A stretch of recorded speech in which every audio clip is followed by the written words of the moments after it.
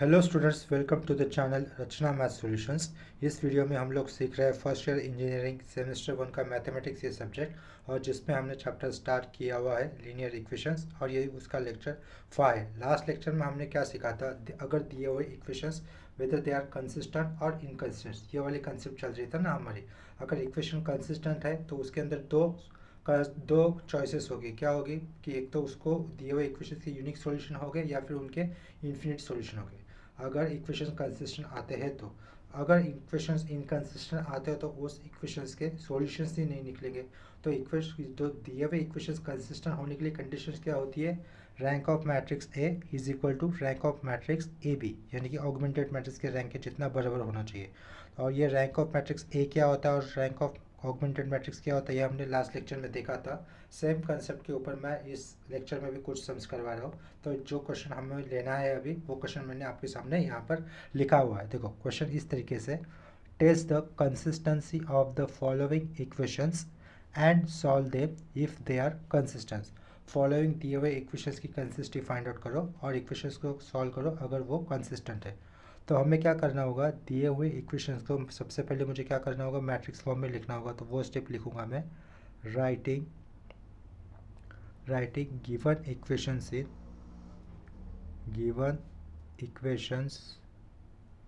इन matrix form. अगर given equations को मुझे मैट्रिक्स फॉर्म में लिखना है तो देखो, ये ब्रैकेट डाला और यहाँ पर भी एक ब्रैकेट डाला। इक्वेशंस क्या है पढ़ लेते हैं। 2x minus y plus z is equal to 9, 3x minus y plus z is equal to 6, 4x minus y plus 2z is equal to 7, minus x plus y और ये minus z is equal to 4। ठीक है, तो ये जो भी coefficient का matrix आएगा उसको हम लोग नीचे क्या लिखेंगे, a। तो उसके कोएफिशिएंट लिख रहा हूँ, 2 minus 1 1, 3 minus 1 1, after that 4 minus 1 2, उसके बाद माइनस 1 1 और माइनस 1। यहाँ पे unknown x y z is equal to right side के आए हुए कांस्टेंट 9 6 9 6 7 4 लिखा। ठीक है, ये जो अननोन है उसको हम लोग x से रिप्रेजेंट करेंगे और ये जो कांस्टेंट का मैट्रिक्स था उसको हम लोग b से रिप्रेजेंट करेंगे। इतना आया समझ में? चलो ठीक है। अभी जो लेफ्ट साइड का कोएफिशिएंट का मैट्रिक्स लिखा है ना, उसको मुझे किस में कन्वर्ट करना है, अपर ट्रायंगुलर मैट्रिक्स में कन्वर्ट करना है। तो उसके लिए क्या करना होगा, यहाँ पर 1 मैं लाता हूँ और ये 1 यूज़ कर मैं नीचे के सारे एलिमेंट 0 लाऊंगा। तो यहाँ पर इस प्लेस पे 1 लाने के लिए कौन सा स्टेप मैं अप्लाई कर सकता हूँ, R1 प्लस R4, क्योंकि R4 की इस प्लेस पे -1 है।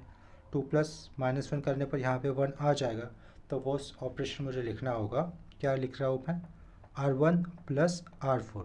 लेफ्ट साइड में R1 लिखा तो R1 रो ही में चेंजेस होंगे, बाकी के R2 R3 R4 में चेंजेस नहीं होंगे। तो R1 में चेंजेस क्या होगा, देखो 2 -1 प्लस 1 -1 प्लस 1 यहाँ पे 0, 1 प्लस -1 यहाँ पे 0, थर्ड और सेकेंड और ये last row as it is रहेगा।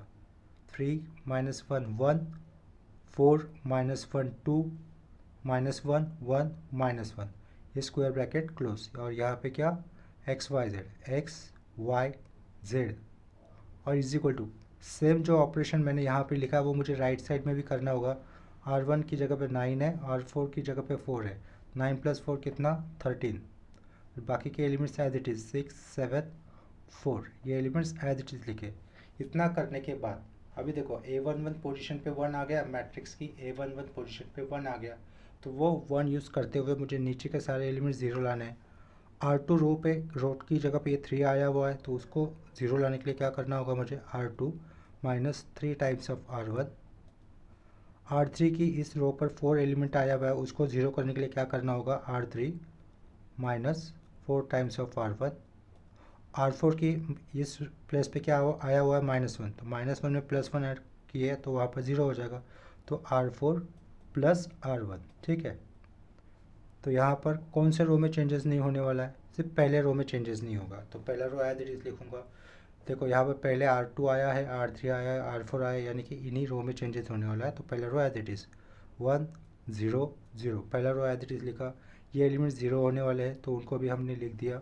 अंदर के एलिमेंट्स में क्या होगा, देखो ये देखो ये R1 यहाँ पे यूज़ हो रहा है ना, तो ये -1 ही रहेगा और ये भी 1 ही रहेगा। यहाँ पर ये -1 और ये 2 ही रहेगा और ये 1 और -1 ही रहेगा। क्यों? क्योंकि ऊपर के जो R1 के एलिमेंट यूज़ होने वाले हैं ना वो 0 है, इसके कारण। यहाँ पर x y z as it is लिखूँगा मैं, एक्स वाई जेड ये एज इट इज़ लिखा, इज़ इक्वल टू, इसके बाद राइट साइड में क्या करना है मुझे, देखो R2 की जगह पे कितना है, R2 की जगह पे 6 है, 6 - 3 इंटू R1 करना है। क्या कह रहा हूँ मैं, 6, या R2 की जगह पे 6 है, 6 - 3 इंटू R1, और R1 की वैल्यू कितनी है 13, तो 6 - 3 इंटू 13, 6 - 3 इंटू 13, तो उसकी वैल्यू कितनी हो जाएगी, कैलसे भी किया वो मैंने इक्वेशन, उसकी वैल्यू कितनी हो जाएगी -33 यहाँ पर लिखूँगा मैं R2 की प्लेस पर -33 लिखा। ये पहली वाली वैल्यू एज इट इज़ 13, ये value as it is 7 value कहाँ पे आने वाली है R3 की प्लेस पर, 7 - 4 इंटू 13, क्या हो जाएगा वो 7 - 4 इंटू 13, 7 - 4 इंटू 13, उसको कैलकुलेट करते हैं तो कितना आता है -45। ठीक है, तो यहाँ पर लिखा -45। उसके आगे ये R4 की जगह पर कितना है 4 है, तो उसमें क्या करना है, ऐड करना है, 13 + 4 सिंपली कितना हो जाएगा 17। इतना आया समझ में, उसमें ऐड करने का था ना। इसके आगे ये देखो ये वाला 822 पोजीशन का -1 यूज़ करते हुए मुझे उसके नीचे का एलिमेंट 0 लाना है, तो देखो R3 - R2 कर देता हूँ। ठीक है, माइनस ऑफ -1 वो प्लस होकर ये एलिमेंट 0 हो जाएगा, और क्या करूँगा मैं R4 + R2, क्या कहा, इस 1 में ये वाला -1 ऐड करूँगा तो इधर भी 0 हो जाएगा। तो कौन से दो रो 0 नहीं होंगे, सॉरी कौन से दो रो में मुझे चेंजेस नहीं करने हैं, R1 और R2 इस दोनों रो में चेंजेस नहीं करने ना। यहाँ पर R3 आया है, R4 आया है, इसका मतलब R3 और R4 में चेंजेस होंगे। तो first row as it is, उसके बाद ये 0 -1 1 ये एज इट इज़ लिखा, यहाँ पर 0 हो रहा है, और 2 - 1 कितना होगा 1 हो जाएगा। यहाँ पर ये एडिशन करने पर ये रो 0 आ जाएगा, ये रो 0 होगा लास्ट वाला रो। यहाँ पर अननोन का matrix as it is x y z as it is लिखा, इज इक्वल टू, पहले दोनों रो के एलिमेंट्स में कोई काम नहीं है, तो यहाँ पर ये 13 और -33 एज इट इज़ लिखने होंगे। इसके बाद देखो -45 माइनस ऑफ -33, क्या कहा -45 माइनस ऑफ -33 यानी कि +33 करना होगा, तो उसका आंसर कितना आता है -12। ठीक है, तो यहाँ पर मैं लिखूँगा -12 लिखा, और उसके आगे का एलिमेंट क्या करना था मुझे, 17 में क्या ऐड करना है, सिंपली -33 ऐड करने थे। ठीक है, 17 में -33 ऐड करने, तो उसका आंसर कितना होता है -16 -16। ठीक है, इतना लिखा। अभी देखो here rank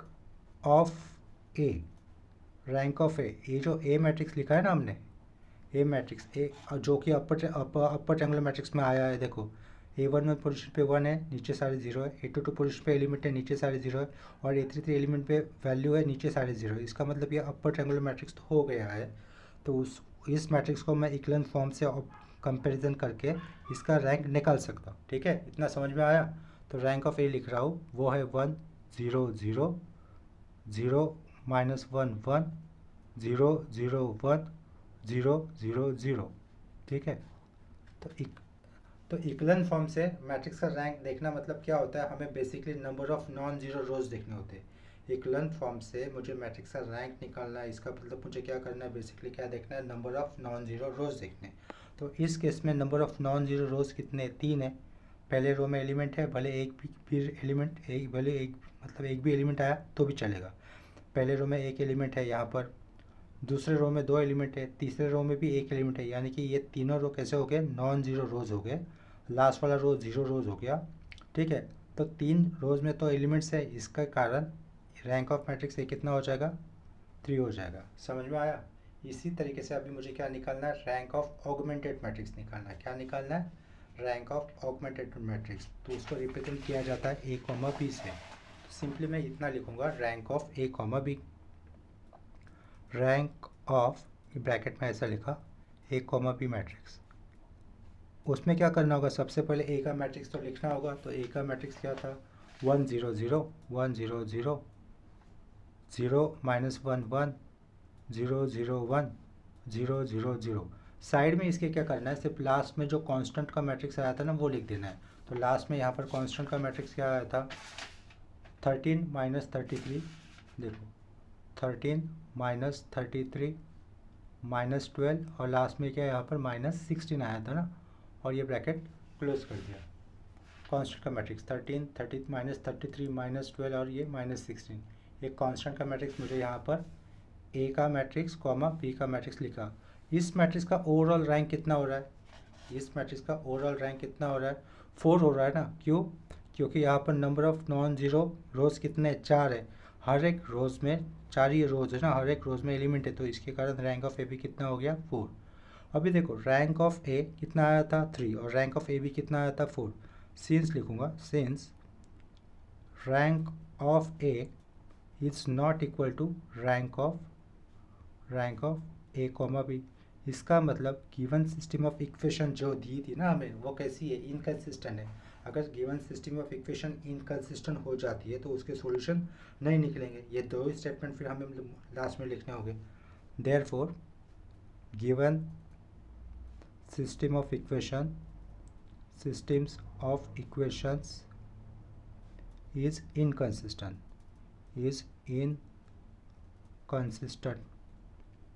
therefore given equations has no solution,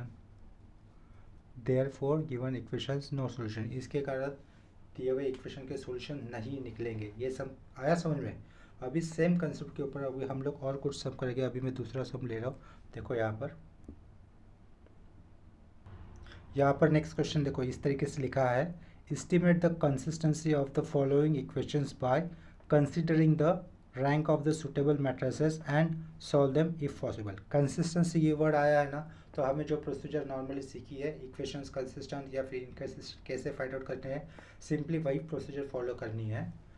देखो इक्वेशंस पढ़ लेते हैं। इक्वेशंस क्या दिया है, x + y + z = 6। दूसरा इक्वेशन दिया है x - y + 2z = 5। Third equation दिया है 3x + y + z = 8। Last equation दिया है 2x - 2y + 3z = 7। तो देखो ये सॉल्यूशन लिखा।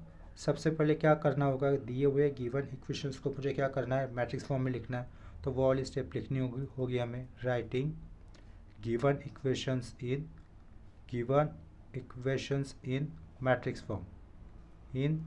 मैट्रिक्स फॉर्म, इतना हो गया। इतना हो जाने के बाद मैट्रिक्स फॉर्म के लिए इक्वेशन को लिखेंगे। देखो 1 1 1, ये कैसा होगा, 1 1 1, थोड़ा सा स्पेस देंगे। उसके बाद दूसरा इक्वेशन के कोएफिशिएंट का मैट्रिक्स क्या होगा, 1 -1 2, 1 -1 2। नेक्स्ट में 3 1 1 3 1 1, 2 - 2 3, 2 - 2 और यहाँ पे आएगा 3। अननोन कितना है, x y z, और राइट साइड में कांस्टेंट का मैट्रिक्स 6 5 6 5 8 7, इतना लिखा हुआ समझा होगा। ये देखो ये मैं आपको समझने के लिए लिख रहा हूँ। यहाँ पर ये ए मैट्रिक्स है, ये एक्स मैट्रिक्स है और ये बी मैट्रिक्स है। समझ में आ रहा है। अभी मुझे ए मैट्रिक्स को किस में कन्वर्ट करना होगा, अपर ट्रायंगुलर मैट्रिक्स में। अपर ट्रायंगुलर मैट्रिक्स में ये कन्वर्ट करेंगे। इसका मतलब क्या करना है, मुझे A11 पोजीशन पे कुछ भी एलिमेंट रखना है, वो एलिमेंट यूज़ कर मैं नीचे के सारे एलिमेंट्स 0 लाऊंगा। यूजुअली यानी कि ज़्यादा करके हम लोग क्या रखते हैं, A11 पोजीशन पे 1 ही रखते हैं, जिसको यूज़ कर नीचे के एलिमेंट्स 0 लाने में हमें आसानी होती है, मदद होती है। देखो यहाँ पर मैं क्या करूँगा, A11 पोजीशन पे ऑलरेडी 1 है, तो वो यूज़ करना है मुझे नीचे के सारे एलिमेंट्स 0 लाने के लिए। उसके लिए क्या कर सकता हूँ मैं, R2 - R1 किया तो अपना इस 1 की जगह पे 0 आ जाएगा। नेक्स्ट स्टेप में R3 - 3 टाइम्स ऑफ R1 किया तो ये 3 की जगह पे मुझे 0 मिलेगा। और R4 रो में R4 - 2 times of R1, 2 times of R1 किया तो कौन सा रो चेंज नहीं होने वाला है। देखो R2 R3 R4 ये आया है, इसका मतलब उनमें चेंजेस होगा। R1 नहीं आया तो R1 में चेंजेस नहीं होने वाला। तो R1 की रो क्या है, 1 1 1। यहाँ पे 0 होने वाला है तो ये 0 0 कर दिया। ये XYZ एज इट इज़ रहेगा। राइट साइड में फर्स्ट एलिमेंट चेंज नहीं होने वाला क्योंकि वो फर्स्ट रो का पार्ट है, वो भी एज इट इज़ लिख दिया 6। ये 0 0 कर दिए। उसके बाद देखो ये एलिमेंट क्या हो जाएगा, -1, उससे -1 सब्ट्रैक्ट करता हो तो ये हो जाएगा सिंपली -2। ये 2 था, 2 से 1 गया तो कितना बचेगा, ये 1 बचेगा। 5 - 6 कितना हो जाएगा, -1। राइट साइड में रिस्पेक्टिव चेंजेस कर रहे हैं हम लोग। 1 - 3, 3 इंटू 3 - 3 टाइम्स ऑफ 3 किया तो 0 हो जाएगा ना। 1 - 3 कितना हो जाएगा, -2 होगा। ये होगा -2। 1 - 3 ये भी कितना हो जाएगा, -2 होगा सिंपली। ये भी -2 होगा।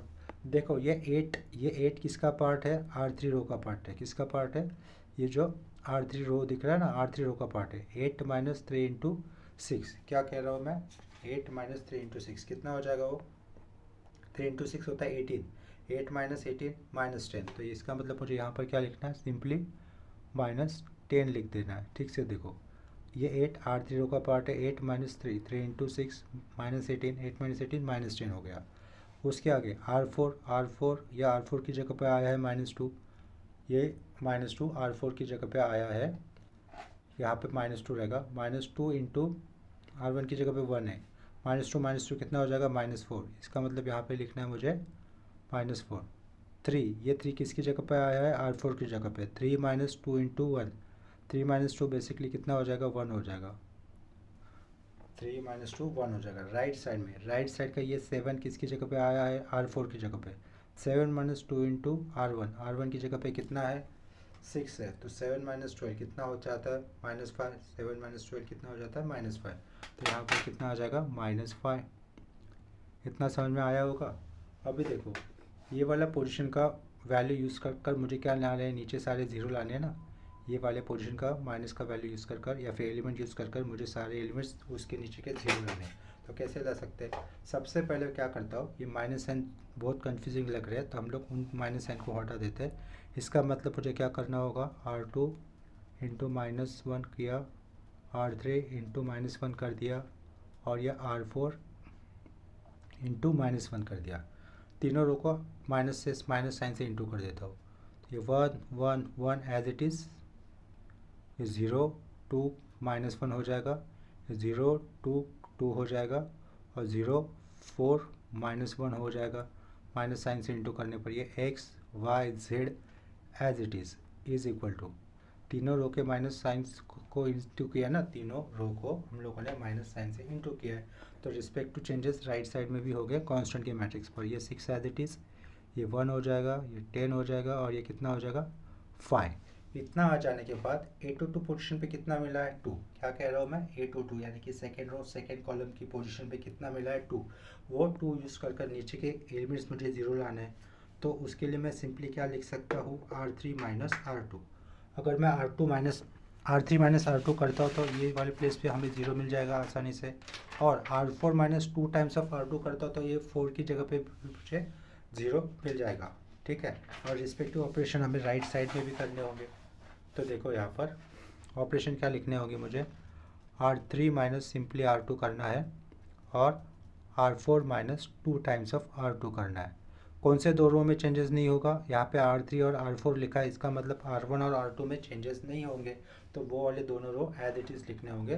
कौन से, R1 और R2 वाले। ये R1 1 1 1 ये एज इट इज़ लिखा, और R2 भी एज इट इज़ लिखना है, 0 2 -1। यहाँ पे देखो ये 0 एज इट इज़ रहेगा, यहाँ पे 0 आने वाला है ना, R3 - R2 कर रहा हो तो 2 -1 ये कितना हो जाएगा, 3 हो जाएगा।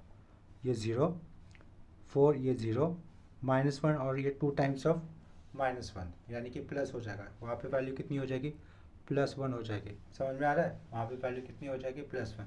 देखो मैं कैसे बता रहा हूँ, ये -1 किसका पार्ट है, R4 रो का पार्ट है। देखो ये -1 R4 रो का पार्ट है, ये -1 R4 रो का पार्ट है। -1 यहाँ पर है, -2 इंटू R2, और R2 की प्लेस पे कितना है, -1। -2 इंटू -1 +2, और आगे कितना था, -1। तो यहाँ पे क्या बचेगा, +1 ही बचेगा। सिमिलरली इस 3 की वैल्यू को भी क्रॉस चेक कर देता हूँ। ये 3 की वैल्यू किसका पार्ट है, R3 रो का पार्ट है। ये 3 यहाँ पे 2 माइनस सब -1, ये 3 ही आने वाला है। आगे की value x y z as it is, x y z ये एज इट इज़ लिखा, is equal to R1 R2 as it is रहेंगे तो ये 6, और ये 1 एज इट इज़ रहेगा, 6 1 एज इट इज़ लिखा। उसके बाद R3 में क्या चेंजेस होने वाला है, सिंपली R3 माइनस R1, तो R3 माइनस R2, 10 माइनस 1 कितना होगा इधर, सिंपली 9 हो जाएगा। R4 की जगह पे कितना है 5, R4 की जगह पे है 5, 5 माइनस 2 इंटू R2, R2 की जगह पे कितना है 1 है, तो 5 माइनस 2 इंटू 1 यानी कि 3 हो जाएगा, यहाँ पर सिंपली 3 हो जाएगा। ठीक है, समझ में आया। देखो ये वाला पार्ट वापस बता रहा हूँ, ये 10 किसका पार्ट है, R3 रो का पार्ट है। जो 10 आया है ना, 10 राइट साइड में कॉन्स्टेंट का मैट्रिक्स में, ये जो 10 आया है वो R3 रो का पार्ट है।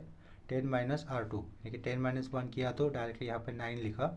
उसके आगे ये 5 जो है R4 रो का पार्ट है, 5 माइनस 2 इंटू R2 की जगह पे 1 है, 5 माइनस 2 इंटू 1, 5 माइनस 2 ये 3 लिखा।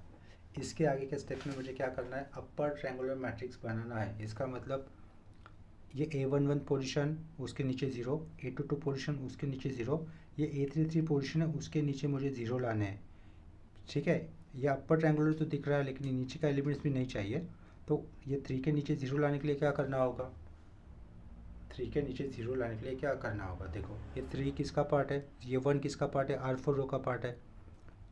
R4 की जगह पे कितना है 1 है, तो 1 माइनस 1 किया तो काम हो जाएगा ना, तो 1 माइनस 1 कर दे रहा हूँ, लेकिन उसके लिए यूज़ मुझे R3 करना है, R3 करना है रोज़, लेकिन R3 के प्लेस पे कितना है 3 है, तो अपन में यहाँ पे मुझे 3 करना होगा, 3/3 कैंसल, तो 1 माइनस 1 अपना काम हो जाएगा ना। तो यही ऑपरेशन यूज़ करेंगे। देखो सिर्फ R4 रो में चेंजेस होने वाले हैं, 1 1 1 0 2 माइनस 1 0 0, यहाँ पे 3 रहेगा, 0 0 यहाँ पे 0 आने वाला है।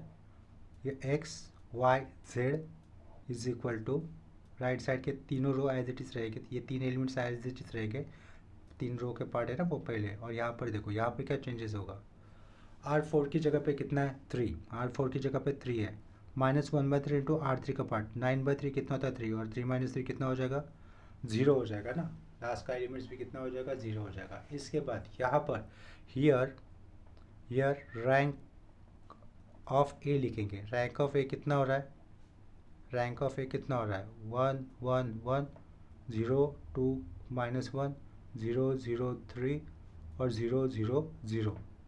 देखो इस मैट्रिक्स का रैंक कितना हो रहा है, नंबर ऑफ नॉन जीरो रोज कितने आए इस मैट्रिक्स में, ए मैट्रिक्स में 3 आए ना, तो इस मैट्रिक्स का रैंक कितना हो गया 3 हो गया। And rank of augmented matrix, rank of augmented matrix यानी कि ए कॉमा बी, तो उसमें क्या करना होता है, मुझे गिवन मैट्रिक्स ए तो लिखना होता है एज इट इज़ 1 1 1 0 2 माइनस 1 0 0 3 0 0 0, ये लिखा मैंने रैंक ऑफ मैट्रिक्स ए के मैट्रिक्स ए के एलिमेंट। उसी के साइड में एक कॉलम मुझे किसका ऐड करना है, कांस्टेंट मैट्रिक्स का, वो क्या था 6 1 9 0।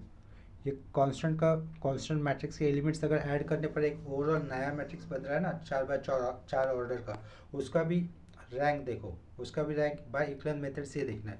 तो सारे रो जीरो है क्या इसमें, हाँ इसमें भी लास्ट वाला रो तो जीरो है, तो नंबर ऑफ नॉन जीरो रोज कितने हुए इस केस में 3 हुए, पहला दूसरा तीसरा, नंबर ऑफ नॉन जीरो रोज कितने हुए इस नए बने हुए मैट्रिक्स में 3 हुए, तो रैंक ऑफ ऑगमेंटेड मैट्रिक्स भी कितना हुआ 3 हुआ। तो गिवन इक्वेशन कंसिस्टेंट होने के लिए जो कंडीशंस होती है वो तो सेटिस्फाई हो गई, क्या rank of matrix A is equal to rank of augmented matrix आ गया, तो वो लिख दूंगा here since rank of A is equal to rank of A comma B. इतना आया समझ में, इतना चेक, देयरफॉर ऐसा लिखूंगा, therefore given equations, therefore given equations, therefore given equations are कैसे हो गए, वो कंसिस्टेंट हो गए ना, therefore given equations are consistent. जब इक्वेशन कंसिस्टेंट होते हैं, क्या कह रहा हूँ मैं, जब इक्वेशन कंसिस्टेंट होते हैं तो उसके आगे और एक स्टेप होती है, क्या, whether the given equation has unique solution और इन्फिनिट सॉल्यूशन। तो यूनिक सॉल्यूशन के लिए कंडीशन क्या होती है, also here rank of A is equal to number of unknowns, क्या लिखा number of unknowns, यानी कि कितने दोनों केस में वो 3 ही है ना, number of unknowns 3 है और रैंक ऑफ मैट्रिक्स भी कितना आता 3 आया था। अगर ये कंडीशन सेटिस्फाई होती है, आए हुए मैट्रिक्स का रैंक और नंबर ऑफ अननोन्स दोनों सेम होते हैं, तो गिवन इक्वेशंस कैसे हो जाते हैं, यूनिक हो जाते हैं। इसके कारण मैं यहाँ पर लिख सकता हूँ therefore given system of equation, therefore given system of equation has unique solutions।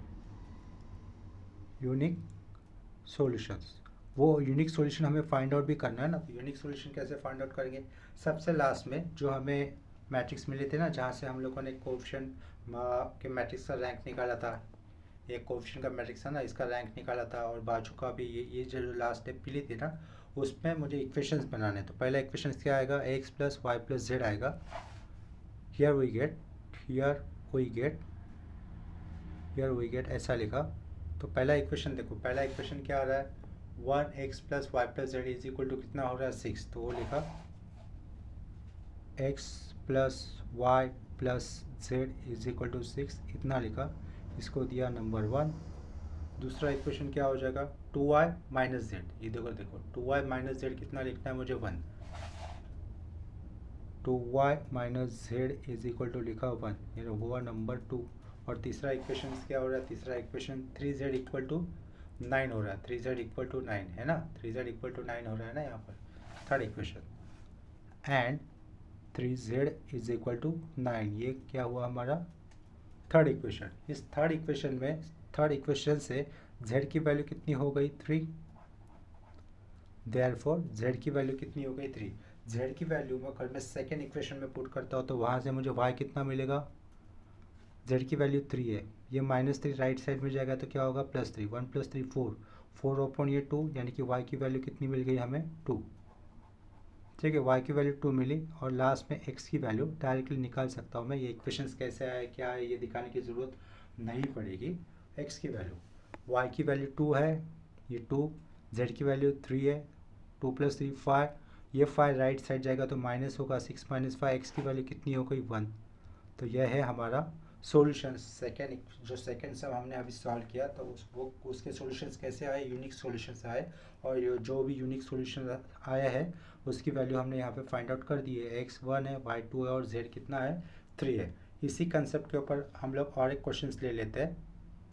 देखो यहाँ पर नेक्स्ट क्वेश्चन लिखा है। नेक्स्ट क्वेश्चन क्या है? Test for consistency the following equations and solve them if consistent. Equation क्या दिया है? x - 2y plus 3t is equal to 2। दूसरा equation 2x plus y plus z plus t is equal to +4 है। Last equation क्या दिया है? 4x - 3y plus z plus 7t is equal to 8। यानी कि इस इक्वेशन 3 इक्वेशंस दिए हैं हमें, और हर एक इक्वेशंस के अंदर वेरिएबल कितने आए हुए हैं? 4। That is x, y, z and t। पहले इक्वेशन में z का कोफिशिएंट 0 है क्योंकि z नहीं दिख रहा है हमें। तो सबसे पहले स्टेप क्या करनी होगी? दिए हुए इक्वेशन को हमें क्या लिखना होगा? मैट्रिक्स फॉर्म में लिखना है। तो वो स्टेप आएगी राइटिंग गिवन इक्वेशंस इन मैट्रिक्स फॉर्म।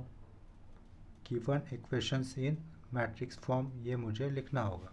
तो मैट्रिक्स फॉर्म में कैसे लिखूँगा? देखो, z का कोफिशिएंट 0 है, इतना याद रखना। तो ये x, y, z, t इतना लिखा हमने, इज इक्वल टू x का कोफिशिएंट 1 लिखा, y का कोफिशिएंट -2 लिखा, z नहीं है तो उसका कोफिशिएंट 0 लिखा, और t का कोफिशिएंट 3 लिख दिया। दूसरे इक्वेशंस में x का कोफिशिएंट 2, y का 1, z का 1, t का भी 1। तीसरे इक्वेशन के लिए x का कोफिशिएंट 4, y का कोफिशिएंट -3, z का कोफिशिएंट 1 और t का कोफिशिएंट 7। राइट साइड में आए हुए कांस्टेंट 2, 4 और 8। इतना क्लियर हुआ? इतना करने के बाद करना क्या होता है? हमें अपर ट्रायंगुलर मैट्रिक्स बनाना है सिंपली। यानी कि क्या करना होगा? इस 2 और 4 की जगह पे 0 लाना है। ये 2 सेकेंड रो का पार्ट है तो क्या करूँगा? R2 - 2 टाइम्स ऑफ R1, और ये 4 थर्ड रो का पार्ट है तो R3 - 4 टाइम्स ऑफ R1। ठीक है, R प्रॉपरली लिख देता हूँ। कौन से रो में चेंजेस नहीं होने वाले हैं? फर्स्ट रो में चेंजेस नहीं होंगे क्योंकि ये R1 नहीं लिखा है ना हमने कहीं। तो फर्स्ट रो में चेंजेस नहीं होंगे तो वो एज इट इज़ 1 - 2 0, ये 3 लिखा, ये नीचे के एलिमेंट्स 0 हो जाएंगे।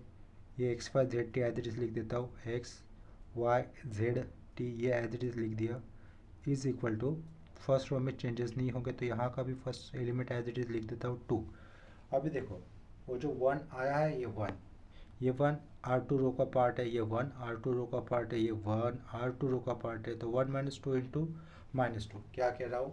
1 माइनस 2 इंटू माइनस 2 कितना हो जाएगा उस प्लेस पर 5। नेक्स्ट 1 माइनस ये 0 ये ऊपर, तो ये कितना रहेगा 1 ही होगा। नेक्स्ट स्टेप में ये 1 R2 रो का पार्ट है, ये सामने वाला ये जो 1 आया है ना वो R2 रो का पार्ट है। 1 माइनस 2 इंटू 3, 2 इंटू 3 कितना होगा -6, यहाँ पे माइनस साइन है -6 और ये +1 कितना आएगा ये -5 आएगा, -5। राइट साइड में ये 4 R2 रो का पार्ट है, ये 4 R2 रो का पार्ट है। 4 माइनस 2 इंटू 2, यहाँ पे 0 आ जाएगा सिंपली, 4 माइनस 4 करने पर 0 आ जाएगा। नेक्स्ट स्टेप में देखो क्या करेंगे हम लोग, 4 टाइम्स करना है अभी। ये जो -3 है ना -3, ये -3 किस रो का पार्ट है, थर्ड रो का पार्ट है। -3 -4 इंटू -2, -4 इंटू -2 कितना होता है, -4 इंटू -2 होगा +8, वहाँ से +8 से अगर -3 करते हो तो कितना हो जाएगा -5, सिंपली -5 हो जाएगा। उसके बाद ये 1 किसका पार्ट है, R3 का रो का पार्ट है, तो 1 माइनस 4 टाइम्स ऑफ R1 तो 0, तो ये 1 ही आएगा, 1 ही आएगा। नेक्स्ट ये 7 किस रो का पार्ट है, R3 रो का पार्ट है। 7 माइनस 4 इंटू 3, -4 इंटू 3 -12, 7 माइनस 12 -5 होगा, -5 हो जाएगा। राइट साइड में देखो, राइट साइड में ये 8 किसका पार्ट है, R3 रो का पार्ट है। 8 माइनस 4 इंटू R1 कितना था 2 था, 8 माइनस 4 इंटू 2 8, 0 ही होने वाला है ना, तो ये भी कितना हो गया 0 हो गया।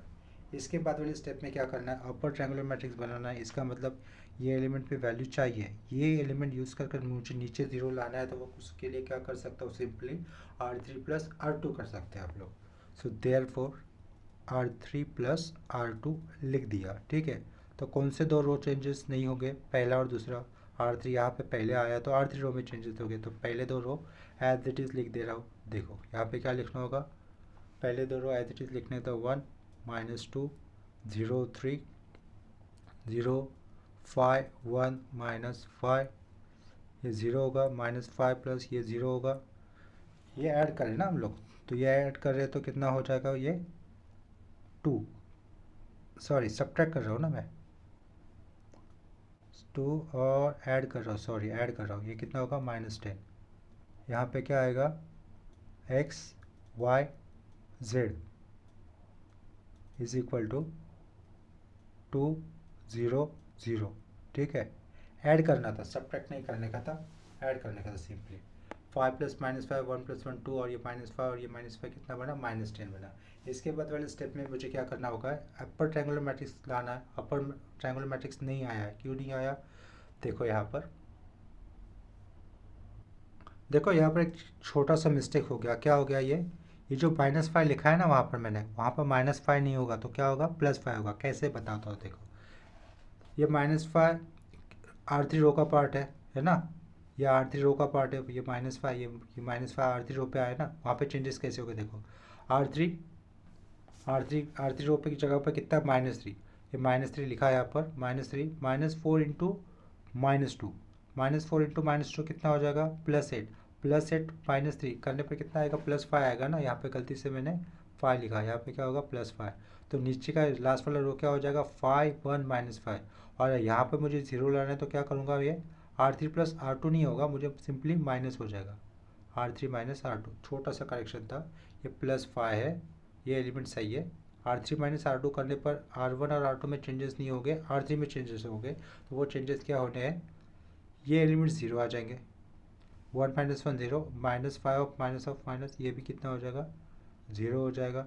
यहाँ पर राइट साइड में सही है, ठीक है। देखो करेक्शन आपको वापस बताता हूँ, ये वाला पार्ट, ये मैट्रिक्स तो समझा होगा आप लोगों को। ये मैट्रिक्स के आगे क्या करना है मुझे, ये 2 और 4 की जगह पे 0 लाने हैं ना, तो 2 और 4 की जगह पे 0 लाने के लिए सेकेंड वाला रो तो क्लियर लिखा है, उसमें कोई गलती नहीं हुई थी। लेकिन ये जब मैं ऑपरेशन लिखता हूँ ना, R3 -4 टाइम्स ऑफ R1, तो R3 के प्लेस पे कितना है -3 यहाँ पर रखा, मान के चलो -3 -4 भी है।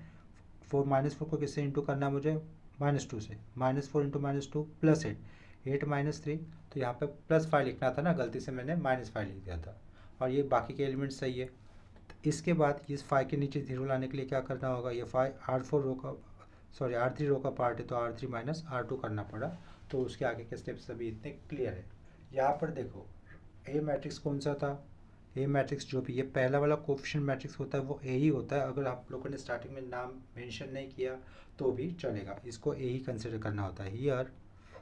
Here coefficient matrix rank of A, rank लिख देता हूँ या फिर सबसे पहले मैट्रिक्स के एलिमेंट लिख देता हूँ 1 -2 0 3 0 5 1 -5 और लास्ट रो के सारे एलिमेंट 0 थे। तो इस मैट्रिक्स का रैंक कितना हो गया, रैंक ऑफ मैट्रिक्स ए कितना हो गया 2।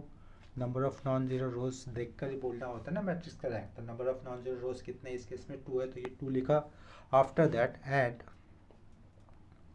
Rank of A comma B, यानी कि रैंक ऑफ ऑगमेंटेड मैट्रिक्स। ठीक है, तो रैंक ऑफ ऑगमेंटेड मैट्रिक्स भी लिख देता हूँ। उससे पहले मुझे ए के एलिमेंट लिखने होंगे 1 -2 0 3 0 5 1 -5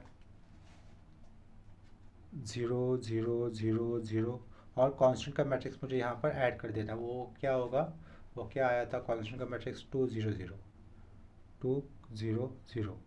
अगर ये जो नया मैट्रिक्स बना है ना लास्ट में, अगर हम लोग उसको ऑब्जर्व करते हैं तो उसका लास्ट रो तो कम्प्लीटली जीरो है और नंबर ऑफ नॉन जीरो रोज कितने हो जाएंगे, इस केस में 2 ही हो जाएंगे। इसका मतलब रैंक ऑफ ऑगमेंटेड मैट्रिक्स कितना हो जाएगा, 2 हो जाएगा। रैंक ऑफ ऑगमेंटेड मैट्रिक्स भी कितना हो रहा है, 2 हो रहा है ना। तो in this case rank of A is equal to rank of augmented matrix हो रहा है। इसका मतलब गिवन सिस्टम ऑफ इक्वेशंस कैसी है, कंसिस्टेंस है, तो वो पॉइंट में मुझे लिखना होगा। Since rank of A is equal to क्या आया, rank of A comma B आया ना यहाँ पर, है ना, rank of A comma B आया। तो इसके आगे क्या लिख सकते हैं आप लोग, therefore given system of equation is consistent. वो वाली स्टेप लिखनी होगी फिर हमें। Therefore given system, therefore given system of equations is consistent। लेकिन इसके आगे क्या होता है, अगर given system of equation consistent है तो उसके आगे क्या चेक करना होता है, रैंक ए का मैट्रिक्स, रैंक ए का मैट्रिक्स किसके साथ मैच होना चाहिए, नंबर ऑफ अननोन के साथ मैच होना चाहिए फॉर यूनिक सॉल्यूशन। लेकिन रैंक ऑफ मैट्रिक्स ए अगर less than number of unknowns रहेगा तो क्या हो जाता है, इन्फिनिट सॉल्यूशन आ जाते हैं ना। यहाँ पर देखो हियर रैंक ऑफ ए कितना था, वो 2 था, 2। रैंक ऑफ 2 लेस देन लिख देता हूँ, less than number of unknown. Number of unknowns कितने थे, ब्रैकेट में लिख देता हूँ 4। ठीक है, rank of A that is here rank of A that is 2 less than number of unknowns कितने लिखे, 4 लिखे। ठीक है, तो देयरफॉर रैंक ऑफ ए 2 आया था, नंबर ऑफ अननोन्स 4 थे, तो देयरफॉर लिख देता हूँ, यहाँ पे लिख देता हूँ देयरफॉर नंबर ऑफ पैरामीटर्स। अभी ये क्या भला है आप लोगों को बाद में समझ में आ जाएगी। देयरफॉर नंबर ऑफ पैरामीटर्स लिख दिया मैंने, देयरफॉर नंबर ऑफ पैरामीटर। 4 - 2 होने पर कितना रहेगा, 2 रहेगा ना, तो देयरफॉर नंबर ऑफ पैरामीटर कितने मिलेंगे मुझे, 2 मिलेंगे। ठीक है, अगर रैंक ए का matrix less than number of unknowns आता है तो उसको अननोन से रैंक ऑफ मैट्रिक्स को सब्ट्रैक्ट करो, जो नंबर आता है तो उसको क्या कहा जाएगा, नंबर ऑफ पैरामीटर्स कहा जाएगा। ठीक है, अगर रैंक ए का मैट्रिक्स लेस देन होता है नंबर ऑफ अननोन से तो उस रैंक को नंबर ऑफ अननोन से सब्ट्रैक्ट करो, जो भी नंबर आएगा उसको क्या कहा जाएगा, नंबर ऑफ पैरामीटर्स कहा जाएगा। इस केस में नंबर ऑफ पैरामीटर्स कितने आए हैं, 2 आए।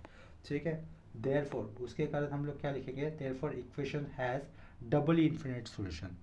उसके बाद क्या लिखना होगा, देयरफॉर इक्वेशन हैज़ डबल ही, क्यों, क्योंकि नंबर ऑफ पैरामीटर 2 आए हैं इसके कारण। Therefore equation has double he infinite solution, infinite solutions. वो सॉल्यूशंस क्या होंगे, कैसे होंगे, देखो वो निकालने के लिए क्या करना होता है, लास्ट टाइम में हम लोग जहाँ से ए का मैट्रिक्स लेते हैं ना, उसी इक्वेशन से मुझे इक्वेशंस बनाए, उसी स्टेप से मुझे क्या बनाने हैं, इक्वेशंस बनाने हैं। तो वो इक्वेशंस क्या हो जाएंगे, यहाँ पर और एक छोटा सा मिस्टेक हो गया। वो मिस्टेक यह है कि लास्ट केस में यहाँ पर एक्स वाई जेड और जेड लिखा है, टी मुझसे मिस हो गया, तो ये यहाँ पर टी भी आना चाहिए था। ठीक है, ये 4 वेरिएबल है तो मुझे इक्वेशंस लिखने हो गए लास्ट इस स्टेप से मुझे इक्वेशन लिखने। वो इक्वेशंस क्या हो गए, एक्स -2y 0z और 3t, ये इक्वेशन आएगा इज इक्वल टू 2 आएगा, right. Equation has doubly infinite solutions, ठीक है। उसके बाद लिखूंगा देयरफॉर वी गेट, पहला इक्वेशन क्या आ जाएगा देखो, x minus 2y, x minus 2y, x minus 2y, z लिखने की ज़रूरत नहीं है। उसके बाद plus 3t is equal to कितना आया राइट साइड में 2। ये हुआ हमारा पहला इक्वेशन। दूसरा इक्वेशन क्या आएगा, 0x आएगा, 5y plus z minus 5t is equal to 0। ये मेरा दूसरा इक्वेशन आया। अभी देखो ये तीसरे रो में x y z t लेता हो तो सारे 0 आ जाएंगे। इसका मतलब z और t के लिए कोई पेयर नहीं मिलेगा ना हमें, इसका मतलब z और t के लिए कोई पेयर नहीं मिलेगा। देखो कैसे वापस बता रहा हूँ, पहला इक्वेशन बना लिया मैंने इस स्टेप से, x माइनस 2y 0z और 3t इक्वल टू 2। दूसरा भी इक्वेशन मैंने बना लिया, क्या बनाया वो, 5y plus z minus 5t equal to 0। तीसरे इक्वेशन, तीसरे रो में सारे एलिमेंट 0 है, तो मुझे तीसरे इक्वेशन में z और t के लिए कोई कुछ मिल ही नहीं रहा है ना लिखने के लिए साथ में, तो इसके कारण दो वेरिएबल्स के लिए लिखना रह गया हमारा। तो उसी दो वेरिएबल के जिसको लिखना रह गया तो उसको क्या कहते हैं, नंबर ऑफ पैरामीटर्स कहते हैं। तो उसके लिए हम लोग अजम्पशन लेंगे, क्या करेंगे, उसके लिए हम लोग अज्यूम करेंगे वैल्यू। तो अज्यूम ये कर रहा हूँ मैं, let t is equal to कितना कंसिडर किया मैंने, t1, और z को कितना कंसिडर किया, t2। दोनों के लिए कोई पेयर नहीं मिल रहा था ना, तो t को माना t1 और z को माना हमने t2। तो t1 t2 ये वैल्यू t और z के लिए कंसिडर करते हुए मुझे क्या मिल जाएगा, y मिल जाएगा in terms of t1 and t2। So therefore from 2 we get, ये 5y एज इट इज़ लिखा, 5y एज इट इज़ लिखा, प्लस ये z है, z मतलब कितना लेना है मुझे, t2 माइनस 5 t मतलब t1 लेना है इज इक्वल टू 0। ये दोनों राइट साइड जाएंगे तो क्या हो जाएंगे, माइनस का प्लस और प्लस का minus. Therefore 5y is equal to 5t1 minus t2। Next step में ये 5 अपॉन में जाएगा, therefore y is equal to 5t1 minus t2 upon 5। ये y की वैल्यू आई in terms of t1 t2, यहाँ पर z t2 कंसिडर किया हुआ और यहाँ पर t1 कंसिडर किया हुआ। समझ में आ रहा है। इसके बाद सिमिलरली या फिर from equation 1 we get, from equations 1 we get लिखना होगा, फ्रॉम इक्वेशन 1 वी गेट। क्या इक्वेशन 1 क्या था देखो, ये x as it is minus 2 लिखा, y की वैल्यू ये लिखूंगा मैं 5t1 माइनस t2 अपॉन का 5 प्लस 3t प्लस 3 लिखा, t यानी कि क्या कंसिडर किया हम लोगों ने, t1 इज इक्वल टू कितना राइट साइड में 2। ठीक है, तो यहाँ से मुझे क्या निकालना होगा, x ला सकता हूँ मैं देखो यहाँ पर x कितना है, x का x लिखा माइनस 2 टाइम्स ऑफ y की वैल्यू ये है, ये सब्स्टिट्यूट कर दी, प्लस 3t क्यों, क्योंकि यहाँ पर इस इक्वेशन में t था, तो t की जगह पर t1 की वैल्यू इज इक्वल टू 2, तो इज इक्वल टू 2। इसको अगर सिंप्लीफाई करते हैं और सिंप्लीफाई कर राइट साइड में पुट करते हैं तो मुझे x मिल जाएगा in terms of t1 and t2।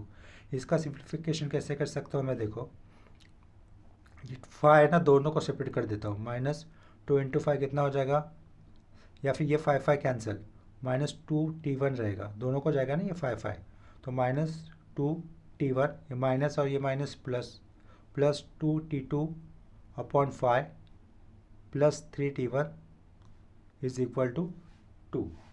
Minus t1 plus 3 single t1 plus single t1 minus 2t2 upon 5 is equal to 2। ठीक है, तो ये दोनों टर्म अगर मैं राइट साइड में डालता हूँ तो क्या हो जाएगा, x is equal to 2 minus t1 plus 2t2 upon 5। यह है फाइनल आंसर x का। ठीक है, आया इतना समझ में। ये जो x y z और t हमें मिले ना, तो उसमें t1 की वैल्यू में कुछ भी ले सकता हूँ और t2 की भी वैल्यू में कुछ भी ले सकता हूँ, तो इसका मतलब ये डबल ही इन्फिनिट हो गया ना। t1 की वैल्यू हम लोग कुछ भी ले सकते हैं इन्फिनिटी में से, और एज वेल एज t2 की भी वैल्यू हम लोग इन्फिनिटी में से कुछ भी ले सकते हैं। फिर भी सॉल्यूशन वो t1 t2 पर्टिकुलर की वैल्यू लेने पर हमें ये जो रिलेशन आया है ना, उस रिलेशन में इस दिए हुए इक्वेशंस के सॉल्यूशंस मिल जाएंगे। इतना आया।